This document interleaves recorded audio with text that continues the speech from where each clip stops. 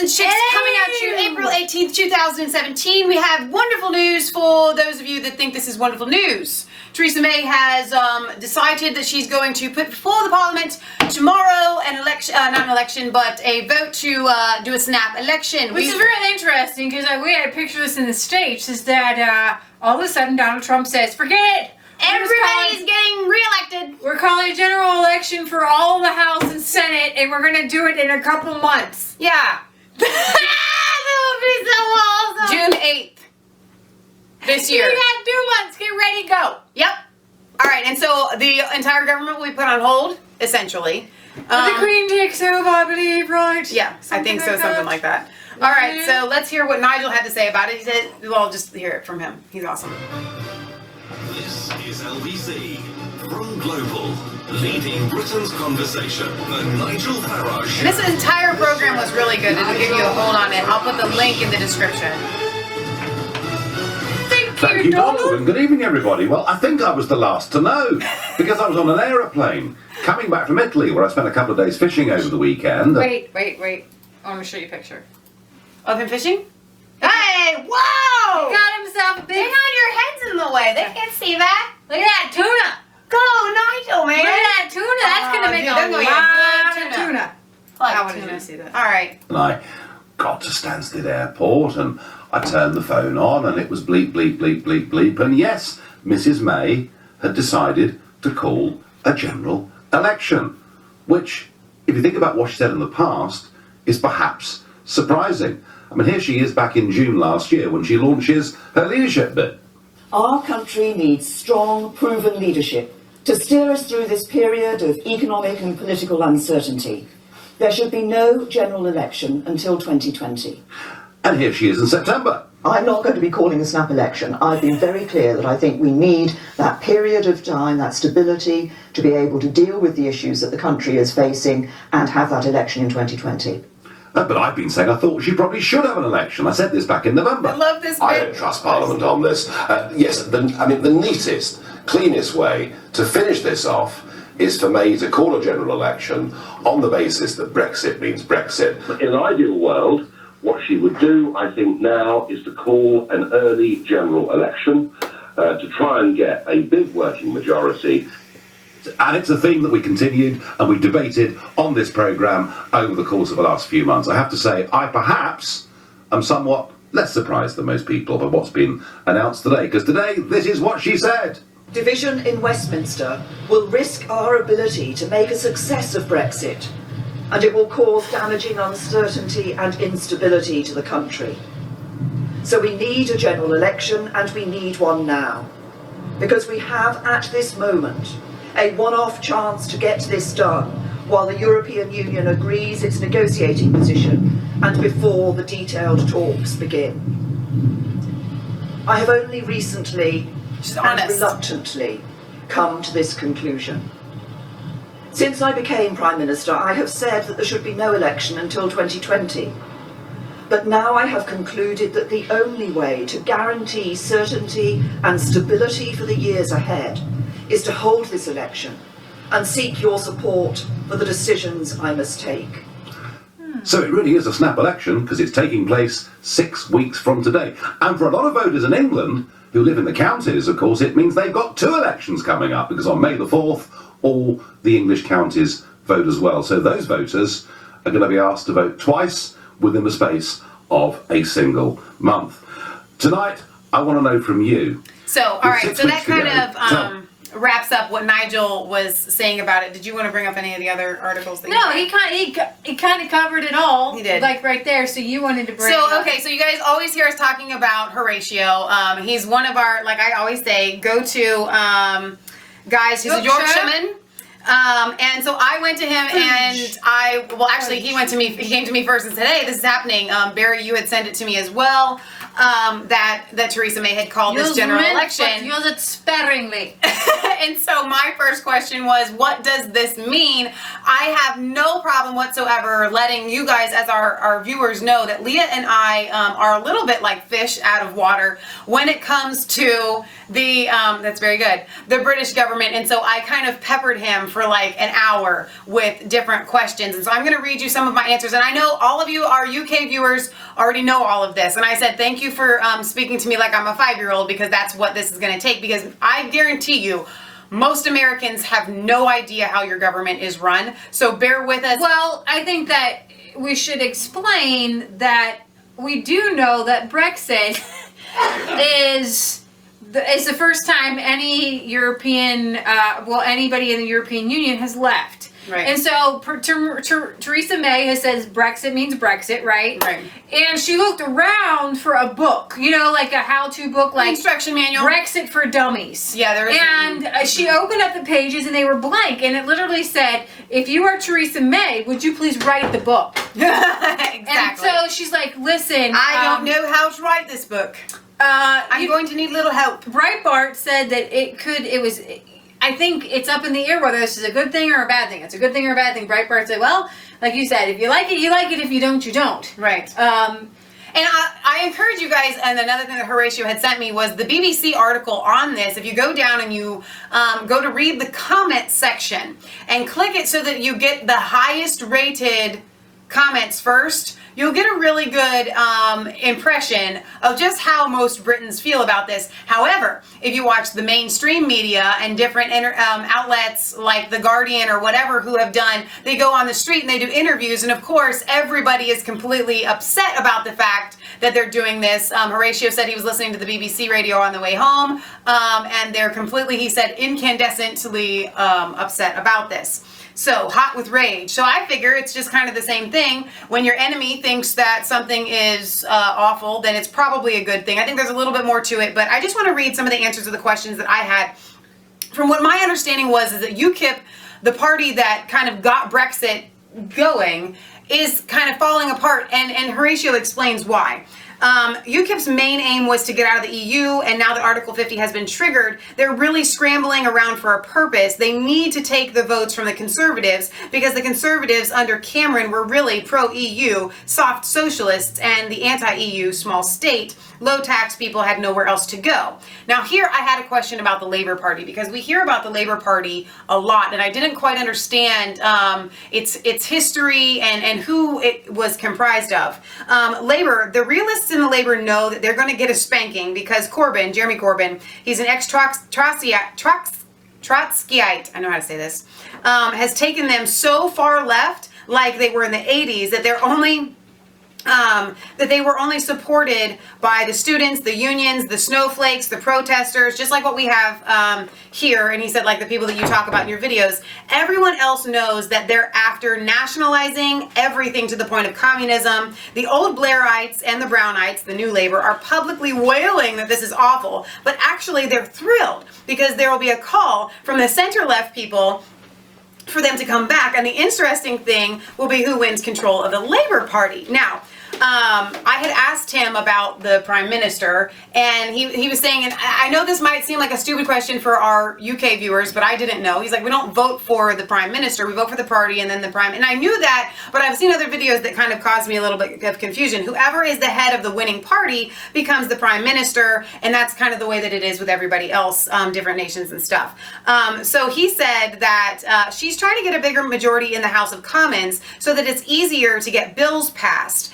At the moment, they have a tiny majority, and seeing as so many PMs are pro-EU, a few rebels in the Conservatives can scupper any EU legislation going through the House. Plus, we have a whipping system. Are you ready to hear about the whipping system? This kind of blew my mind. I like this. I'm going to get out of it. He goes, do you guys have that? And I thought to myself, well, maybe I'm not quite so stupid if he doesn't know that we don't have a whipping system.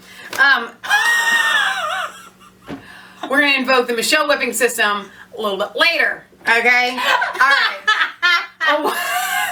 A one-line whip means that Theresa May is saying to her MPs, we'd like you to support this bill. A two-line whip means You should really be supporting this bill if you know what's good for you. And a 3-line whip means you will support this bill or you'll be suspended from the party.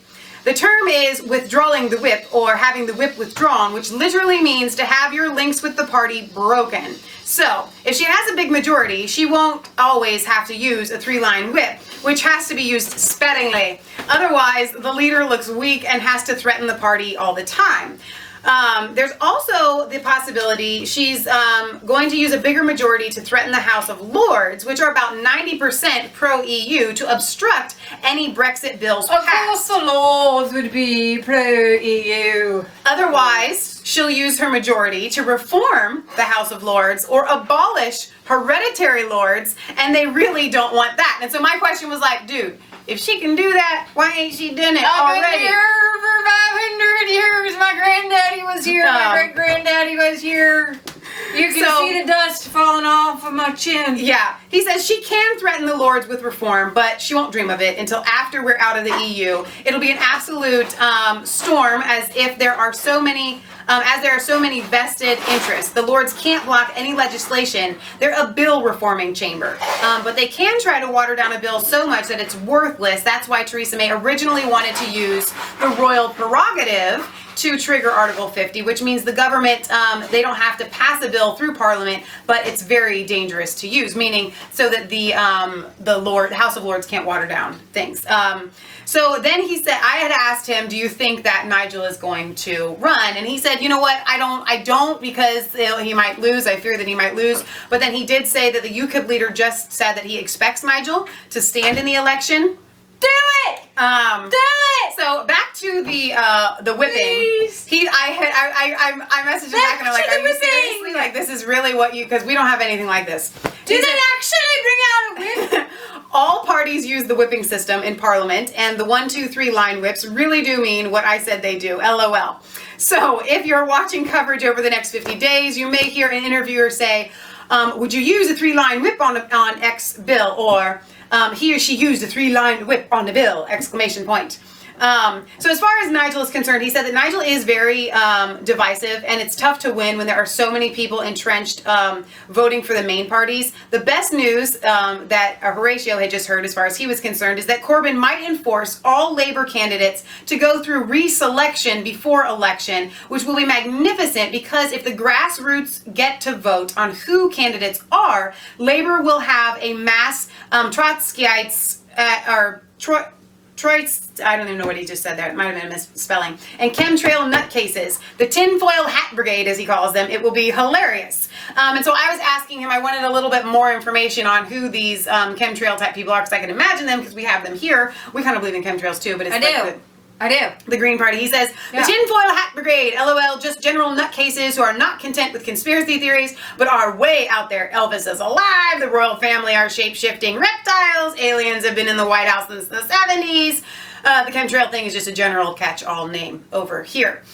So I wanted to go back to the Trotskyites, or the Trots. They are supporters or followers of Lenin Trotsky, who was the founding father of the Red Army and engineered the Soviet Revolution in 1917. He was a leader in the Communist Party with Stalin and Lenin. We have, or had, a saying over here in the 70s and 80s, a red under the bed, meaning British communists were actually really in the Labour Party, and a lot of them were spies. So that kind of rounds off just kind of a little bit of an overview. It's not even anywhere close to for you guys to be able to understand. Well, and then one other piece of news while Michelle was listening to Nigel, it's possible that 30 conservatives might face some legal being arrested. ramifications. They're going to be arrested. Well, no. More than likely. It's no, actually I was reading more Well, about it. Nigel said the word arrested. Okay, And well, I believe Nigel. okay, well, it is or it isn't. But anyways, 30 conservative MPs face illegal ramifications for, Right. from what I understand, overspending during the campaign, and that's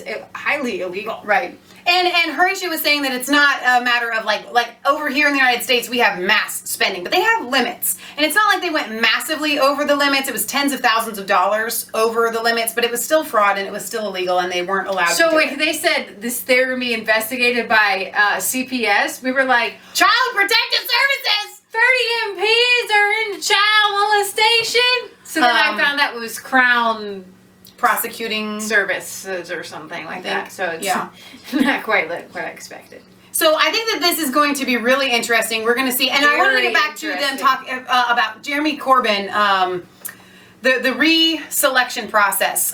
What they were kind of wanting was for everybody to listen, the candidates are already in here. And so we should just let them sit and then we vote on the candidates that are there. Right. But instead, and it just takes a lot more work and a lot more time, from what I understand, to go the other route. The angle of Breitbart is the Britain's general election, a ploy to stop a hard Brexit.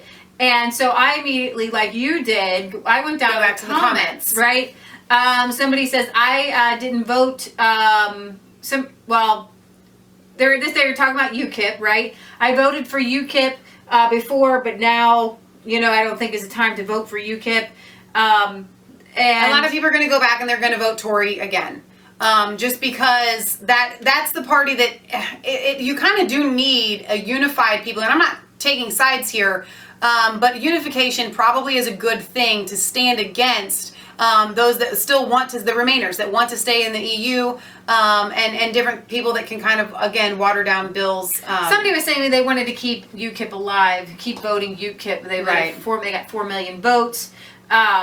So this person says, I will vote tactically. I voted UKIP in 2015 and until recently was a paid-up party member. But my current MP is a Brexiteer conservative who declared his pro-Brexit position pre-referendum and pre-GE15 and who beat a Lib Dem incumbent in a constituency that had, until 2015, been continually held by Lib Democrats since 1983. So he's basically saying, I got to stick with this guy. Yeah. So, a lot of people are ready for it. I was looking at Jeremy Corbyn says let's take it. Let's bring it on. That's because he has an opportunity to become prime minister now. His chances, slim to none, but it's still there. If his party were to win the majority, the Labour Party, it's totally not going to happen. He's going to be wiped out. So let's see what happens, Junaid. It's going to be a fight, you guys. It's going to be fun. Just watch. And we're going to bring you a little bit more between now and then because it is a general election and they're going to be campaigning, I guess, in some. And then Nigel was kind of upset that they're not going to be doing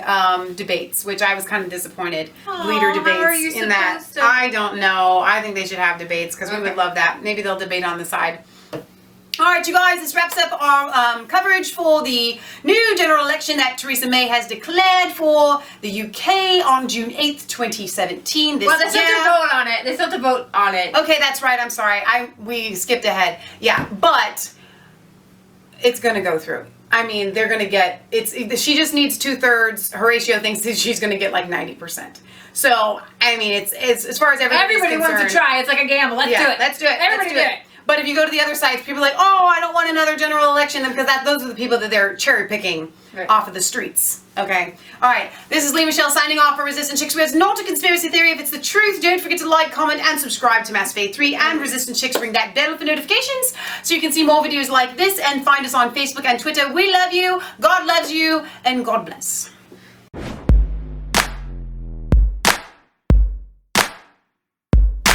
I was cold all alone, no place for home, every day so afraid, but you called my name.